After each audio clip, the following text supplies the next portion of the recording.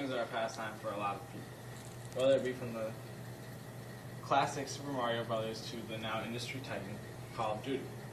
A lot of people find enjoyment in playing these games and having fun with them.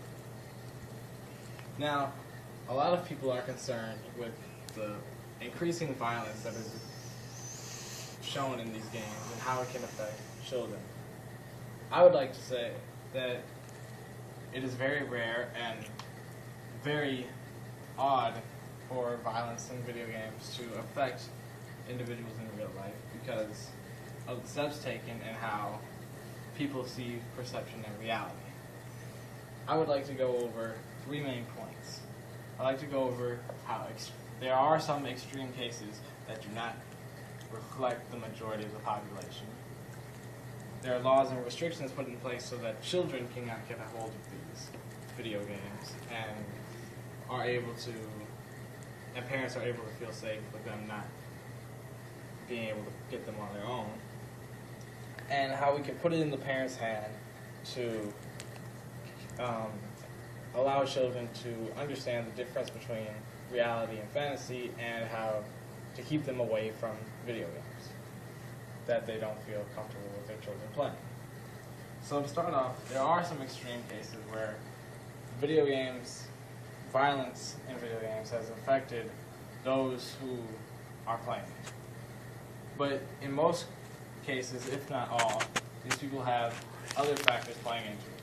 Some being mental health, some being a bad family background, and some being a mixture of both. An example of the Sandy Hook shooter, it was blamed that he was playing Call of Duty all the time, that he got the ideas from that and was able to implement them. But it became later known that this man had a history of mental disease, and his mom was not the best parent in the world, and he had a bad family background. So it doesn't exactly correlate that this man had learned how to become a killer from a video game. Instead, it shows that this was a man who was on a destructive path in the first place, and regardless of if he had played the games or not, something bad would have occurred. But these extreme cases do not reflect the general population by any means, and are not what we should use to base our decisions off of how we should deal with video games and children. So, in addition, I'd like to move on to the laws and restrictions put in place by the ESRB that keep children from playing video games when they are not technically allowed to. The highest rating is mature, which is an M rating, and that is 17 plus to purchase with an ID. This is put in place to keep children from purchasing games that are above their limit in violence and other adult themes. This allows parents to not have to worry about their kids going out and buying games that they're not specifically ready for and don't feel comfortable with their children playing. So with this in place, we don't have to worry about children having a way of accessing these games without parent permission.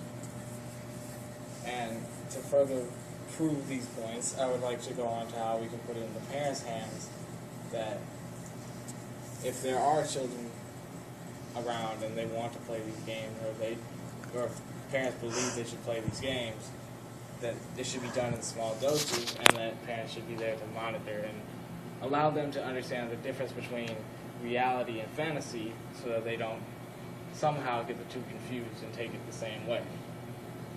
In addition, if you are not home and you have your games lying out and you don't feel comfortable with your children playing them, then I think we should take a step forward to treat it like liquor around someone who is maybe not able to control themselves without somebody there. We should instead lock it up until we are there to monitor it ourselves.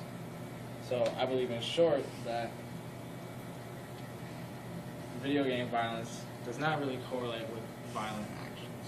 There are some extreme cases, but with laws and restrictions put in place and with parents' empowerment, that this doesn't really happen to have a problem with everything that was involved. So in conclusion, I have to say that instead of blaming video game developers, we should put the power back into the parents.